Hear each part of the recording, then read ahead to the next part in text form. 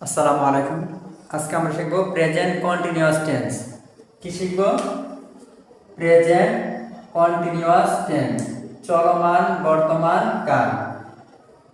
Present continuous tense কাকে বলে? কোনো কাজ বর্তমান কালে হইতেছে, চলতেছে, যাইতেছে, খাইতেছে এরকম বোঝালে, মানে চলমান বোঝায়, তাহলে সেটা হচ্ছে প্রেজেন্ট কন্টিনিউয়াস টেন্স।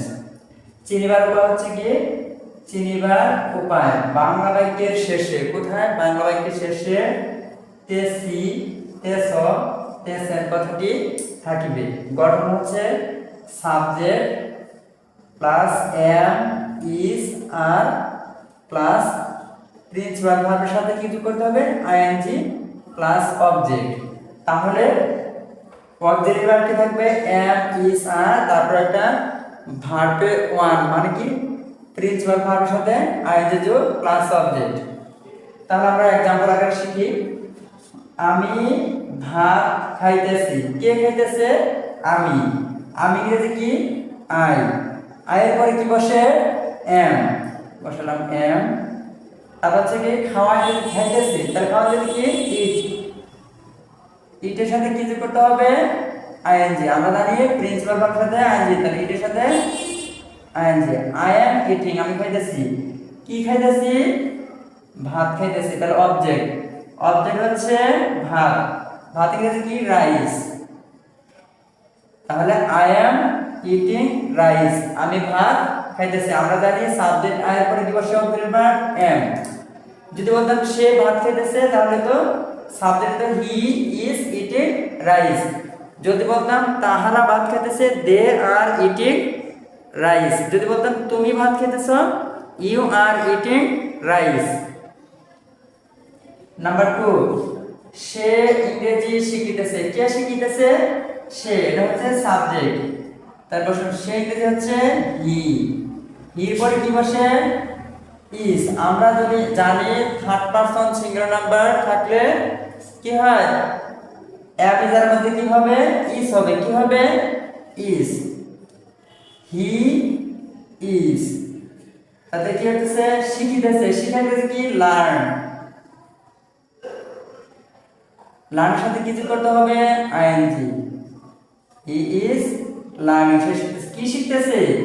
ইংরেজি, তাহলে English. He is learning English, সে ইংরেজি শিখতেছে। যদি বলে আমি ইংরেজি শিখতেছি, তাহলে হবে আই অ্যাম লার্নিং ইংলিশ। যদি বলে আমরা ইংরেজি শিখতেছি, উই আর লার্নিং ইংলিশ।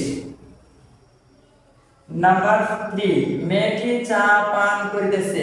কে চা পান করতেছে? মেয়েটি। মেয়েটি হচ্ছে সাবজেক্ট, দা গার্ল।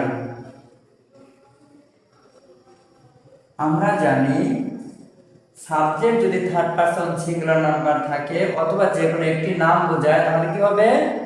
ইজ হবে। কি হবে? ইজ। দা গার্ল ইজ পান করিতেছে, চা পান করিতেছে। তাহলে আমরা জানি চায়ের ক্ষেত্রে টেক মানে পান করা বোঝাবো। এখানে কি বোঝাবো? টেক। টেকের সাথে কি যোগ করবো? ING.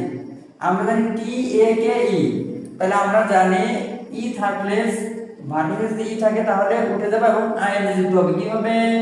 ING. The girl is taking, মেয়েটি পান করিতেছে। কি পান করতেছে? চা। চা ইংরেজি কি? Tea. T E A tea. The girl is taking tea, মেয়েটি চা পান করিতেছে। যদি আমরা বলি মেয়েটি নাচতেছে, দা গার্ল ইজ ডান্সিং। যদি বলি মেয়েটি হাসতেছে, দা গার্ল ইজ লাফিং অথবা স্মাইলিং।